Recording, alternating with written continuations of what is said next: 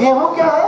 गेहूं वंश वृद्धि करता। अगर घर में संतान सुख नहीं है तो आप सावन में शिव को 1 महीना पूजा अर्चना करने के बाद, जल चढ़ाने के बाद, बेलपत्री चढ़ाने के बाद 108 दाना गेहूं ले करके आप भोले बाबा के शिवलिंग पे नमः शिवाय नमः शिवाय नमः शिवाय 3 मिनट लगेगा, आपने चढ़ा दिया तो आप देखना अगले सावन तक आपकी गोद हरी हो जाएगी और बाबा संतान सुख आपको प्राप्त करवा देंगे, जैसा भगवान कृष्ण को किया।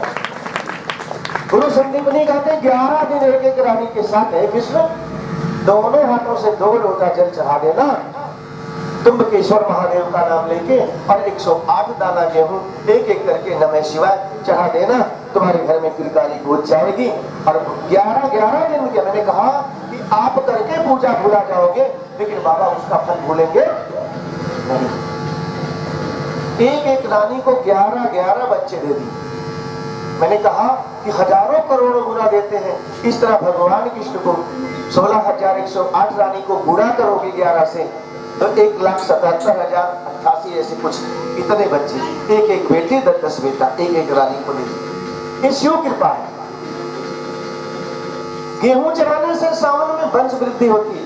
आपके घर में लक्ष्मी की कमी है, लक्ष्मी जी साथ नहीं दे रही हैं, थोड़ी रहती है फिर खत्म हो जाती है, एक काम सोचते तब तक दूसरा काम आ गया, पैसा खत्म हो गया, वो काम पड़ा रह गया, तो फिर आप क्या करें?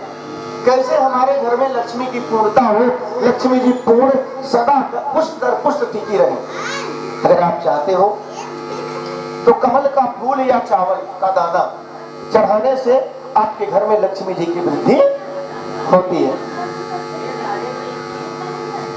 कमल का फूल जल्दी नहीं मिलेगा क्योंकि रोज चढ़ाना है, पूरे सावन 108 पर डे। जो चढ़ाना शुरू किया वो कटना नहीं चाहिए, खंडित होना नहीं चाहिए। तो आप चावल ले लो, शिव जी के पास गए, धो दिया, फिर अभिषेक कर दिया चंदन से, बेलपत्री चढ़ा दिया, फूल चढ़ा दिया, 2 लोटा जल चढ़ा दिया, फिर 108 दाना जो चावल आपने रखा है उसको उठा करके एक नमः शिवाय नमः शिवाय नमः शिवाय नमः शिवाय ऐसे चढ़ा दो। एक पूर्ण भोग चढ़ भी जाएगा और एक पूर्ण प्रणाम 108 बार महादेव के चरणों में हो जाएगा। एक साथ 2 लाख, एक पूर्ण भोग चढ़ भी रहा है और चावल चढ़ाया आपने तो बाबा को चावल समर्पित किया है पूर्ण, तो बाबा आपके घर में पूर्ण लक्ष्मी भेजेंगे। अच्छा, लक्ष्मी जी क्यों कहना मानती है बोले बाबा को? कहा क्योंकि लक्ष्मी जी ने वचन दिया है महादेव। लक्ष्मी जी के माता का नाम था ख्याति देवी और वो भोले बाबा की शिष्या थी ख्याति देवी। और महादेव गए थे उनके घर, लक्ष्मी जी खड़ी थी तो हंस के कहती ख्याति देवी कि हे भोलेनाथ, अगर किस मेरी बेटी से आप विवाह कर लेते तो गुरु और शिष्या का रिश्ता रिश्तेदारी में बदल जाता। अब लक्ष्मी जी का चेहरा उतर गया क्योंकि लक्ष्मी जी तो भगवान विष्णु से प्रेम करती थी। अब आप दूसरे से प्रेम कर रही हो और आपकी शादी कहीं दूसरी जगह बात हो तो बताओ आपको अच्छा लगेगा? नहीं लगेगा ना? ऐसे पूछिए देखिए जो सो रही है, तो अब जो है अच्छा नहीं लगेगा। तो विष्णु जी ने महादेव से कहा था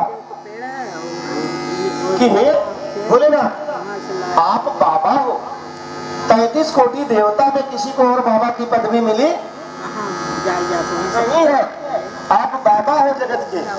और हे भोले बाबा, बड़े बुजुर्ग ही रिश्ते की बात करते हैं तो आप मेरी और लक्ष्मी की बात भृगु जी से और ख्याति देवी से करिए।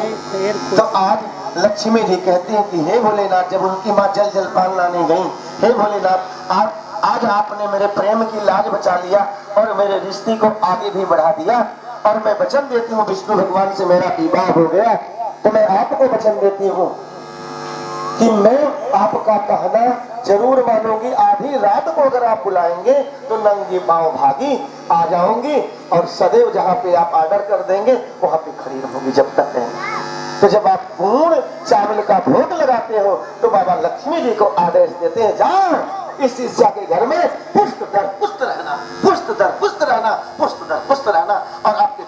लक्ष्मी जी की कमी